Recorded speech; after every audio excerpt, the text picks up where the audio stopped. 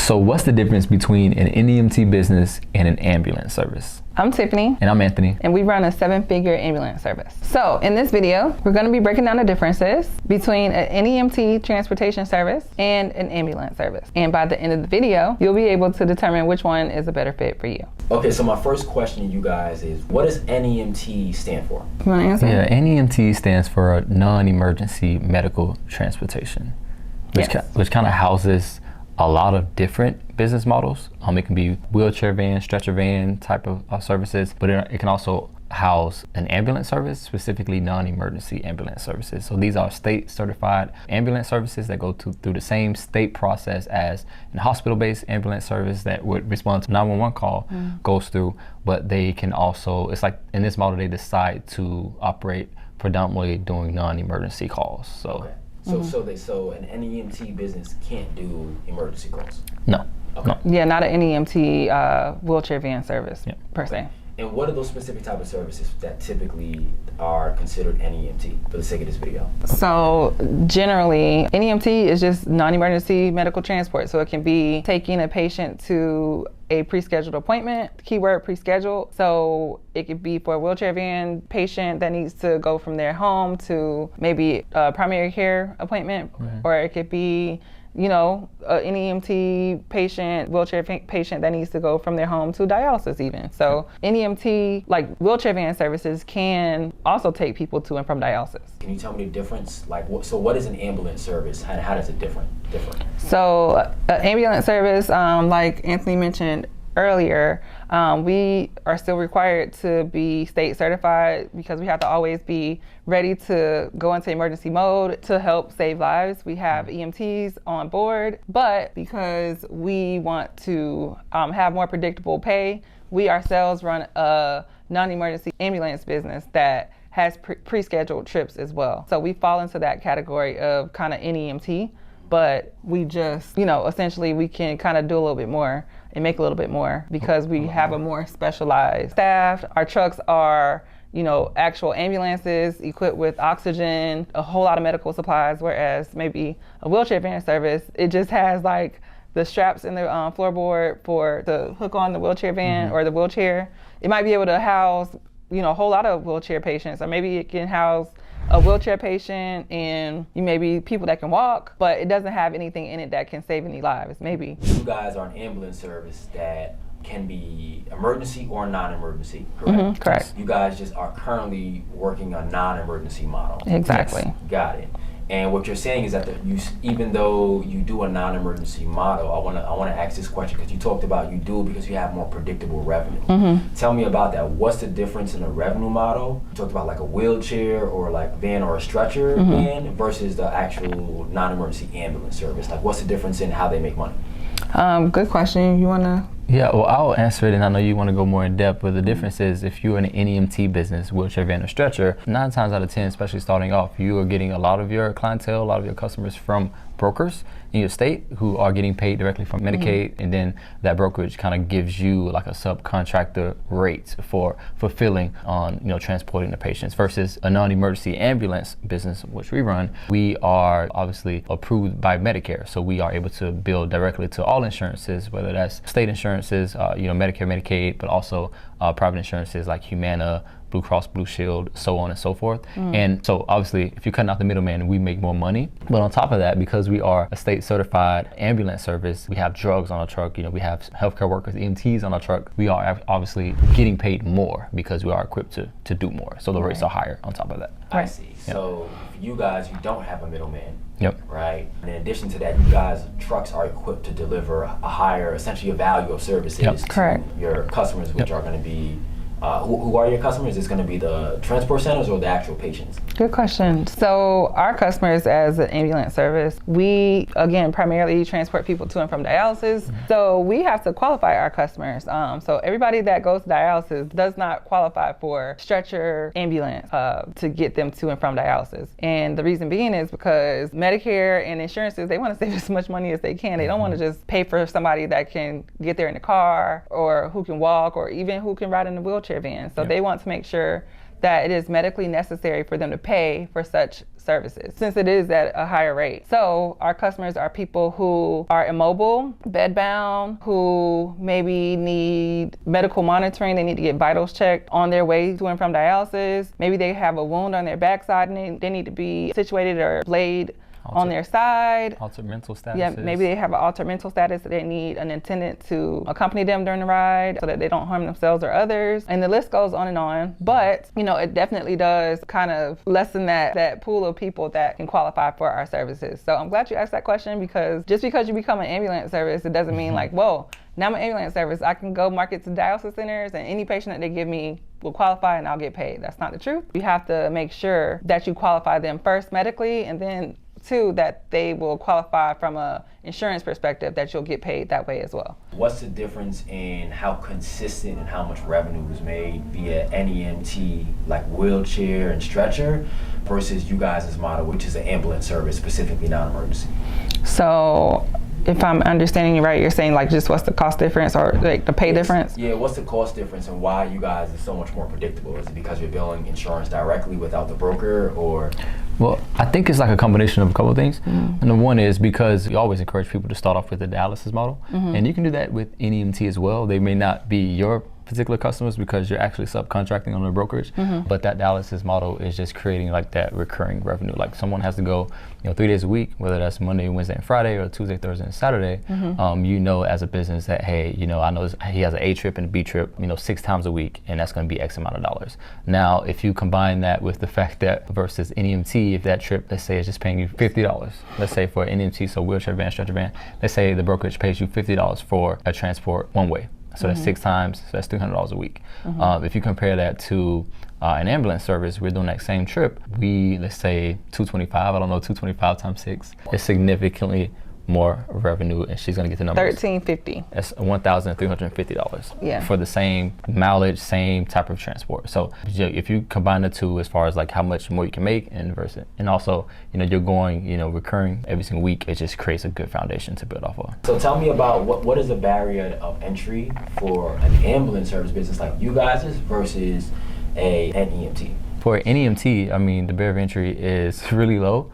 Which is great. You can kind of go out and get a van, get a stretcher van. I think in certain instances you can even get a car and start that service. Some people already have cars, and then from there you probably get like you have to get insurance. Now to get that insurance is pretty similar to actually insuring the cost of a non-emergency ambulance service, which is crazy. But I think if you go through a broker, they might give you some type of discount on insurance costs. Yep. So, and I can speak on the barrier entry for ambulance services. So ambulance services, of course, as you've seen in our other videos, there are a lot of steps to get to a license in your state. Well, you will need to have a medical director. In some states, you have to have a pharmacy contract with a local pharmacy so that you can order your drugs through them. You'll have to get something called a CLIA waiver in most states. Your ambulances cost more than wheelchair vans, so your cost is higher in terms of ambulance if you're going to go towards the newer route for ambulance. You have to have more than one person to start operating. You can't just pop out. Even if you were owner-operator, you still need to have an additional person on the truck. So, there are a lot more steps, and it costs a lot more money to get going. But again, the reward on the other side is much greater once you get going. Because I know both of these businesses have cost. It seems like an ambulance business has a significantly higher cost to get started. Yeah. Tell me about the process to break even, and which business, we know that an ambulance business can make more money, but let's look at it in regards to how quickly can you break even, and what are some of the variables behind that? Yeah, so for an ambulance business, from experience, my sister helped me start out, and we started with one truck, and the thing that surprised me, although she showed me the numbers beforehand, is that how quickly you can kind of get a profitability with an ambulance business and start making your money back. With one truck, we were making about $1,650 per day on that truck, and at a certain point, we were able to get off the truck and hire people and still have money to pay ourselves with one truck. Versus what I found, people that I kind of had interactions with that own an NEMT business with wheelchair vans and stretchers, is that you either have to work yourself like crazy if you're going to be the only person working, and that's going every single day trying to fulfill that volume and get those numbers to kind of have enough padding where you can kind of pull money out of yourself, but you're still going to work every single day. Or you either have to scale to about 6 or 7 vans in order for you to kind of get that profitability. So, and that takes a lot more effort, it's a lot more overhead versus, you get one ambulance and you can really kind of take your foot off the gas and have enough money to kind of breathe and worry about growing your company. Yeah. So I think the good thing to do, like if you are maybe just trying to choose what's a good fit for you, is to go talk to people in your community that do both, or maybe like go to a hospital or places that you see in EMT companies and maybe go talk to the owner or try to find the owner of one and then try to find the owner of another and see, what their complaints are, what their challenges are, and then what they rave about. And I think that could help maybe clarify some things as it, speaks to the differences between the two. Yeah. My last question is, what are some of the operational differences between like running an NEMT, like wheelchair stretcher van, or versus like an ambulance services? Can you tell me some of those nuances? Staffing is always major. I can just speak to, I know a person that kind of started their non-emergency wheelchair van service around the same time I started my ambulance service. We used to always see each other at the same facilities. And so he would always say, hey, like, where are you at? He would call me, I haven't seen you in so long. When are you gonna get back on the truck? Because he would still be essentially, doing the same thing he was doing, years and years and years ago. And so I think operationally, again, as a wheelchair van owner, you can be the owner operator. And probably in most cases you'll have to be for a good minute, but you don't have to rely on anybody else to come to work. You can depend on yourself to come to work, and that for some people is just a relief. And so I think that's something to consider. And then also in terms of cost, because of that payroll difference of not having to have that second person, that brings your cost down, a lot more as well. In terms of like just safety wise, I would think that wheelchair van owners still have to like do their due diligence to make sure that their employees that they hire are safe drivers. Maybe they want to get an MBR, which we do the same thing with our ambulance drivers. We want to make sure that they are not using drugs and, stuff like that before they come to work or at all. And I would say also, I think both services or both models have to have some type of system in place. I think when you use or you attach yourself as an NEMT service to the broker model, they kind of have a lot of things already laid out for you. So even if you are, you never owned a business and this is something you're passionate about, you want to like help people in your community, I think you can kind of plug into their broker model where they have already done the marketing. They already have like a whole list full of patients that need transport right away. I think that as long as you like show and improve that you are reliable, they'll keep calling you, and so your money will keep coming in that way. Versus with the ambulance service operational model, we have to do all of the legwork ourselves. We don't have a guide basically. I think with the broker model, they teach you. They say, hey, like you hire somebody, you have to bring them in, or they have to watch a video of training for moving a patient, how to lock a patient down, how to they have all the training like kind of built into their model. Versus with the ambulance service, I mean, hey, you gotta make all that stuff up and build it all up on your own. So, I mean, there are many more probably operational differences and similarities. But one thing that you said about the brokers that keep calling you, it kind of brings us back to something that we had in another video, which is just going out and marketing and be able to get your own customers. True. And then your customers for 4, 5, 6 years. True. So that's a stark difference as well. Saying if you have an ambulance service, you can fish for yourself and you can keep all the profit. And yeah, you're right. And I don't want to be devil's advocate here. It's a lot that the brokers do give you, but it's up to you guys. You got to compare. What's good for you as far as like fit and where you want to go. NEMT versus non-emergency.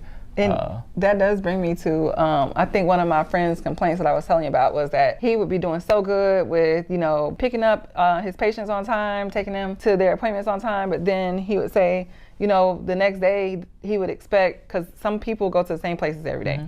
He would expect for, the broker to call him and he wouldn't get another call for the same pickup for a week. But I would say, if you are already in the NEMT wheelchair van space and you feel like now you're ready to level up and, take the next step and now become a non-emergency ambulance service, you're already, well known in your community. If you were considering, I guess, how should someone determine like whether it's best to start an NEMT versus whether it's best to start an ambulance service? What goals might they have to allow them to make a more informed decision around which model would serve them? Number one is what type of capital you have access to. I think that's going to determine, you know, which model you should probably start if you're looking to start. And number two is what type of lifestyle are you looking to have? Like, are you looking to be an owner operator for 4, 5, 6 years until your company is able to operate on its own and leave enough profitability for you to take? Or are you looking to like kind of start this business, go all in for maybe 6 months to a year, get your ambulance service profitable and step back and be at home working like we work? I mean, that's something that you should definitely consider. They're both great, but it's just whatever you need in your lifestyle. If you got a family, you want to be home, you know, maybe non-emergency ambulance services is best for you. Or if you are someone that, you know, just likes to be on the truck and in the field, if you don't mind that, maybe NEMT is better for you if you don't have that capital. So yeah. Additionally, if you are already in NEMT service, wheelchair van, stretcher van, it actually works in your favor because some states look for you to have already been in business before you actually are able to be in an emergency ambulance service in that state. So that's definitely a plus. So since we are ambulance business owners, ultimately, if you are somebody that wants a business that can work for you, you want to have predictability and sustainability in your cash flow, and of course you can get access to capital for startup costs, then we will always suggest going straight for starting an ambulance service business. So again, it's a lot to consider. However, we just wanted to make this video to really get you guys to better understand the differences between an NEMT or non-emergency medical transportation wheelchair van service and non-emergency ambulance service. If you have any questions, feel free to drop them below. I'm Tiffany. And I'm Anthony. And we are Ambulance Academy. Now, if you want to learn how to start and grow a profitable ambulance business, then feel free to click the link below and learn more about our Ambulance Academy Accelerator. Inside this accelerator, we give you the step-by-step process, tools, and resources to start and grow a successful ambulance business. In addition, if you're already an ambulance business owner, we'd like to introduce you to Simpler. Simpler is an ambulance business management software that allows you to take the headache out of managing patients, personnel, and trips, and puts ease of mind right at your fingertips with our web and mobile solutions.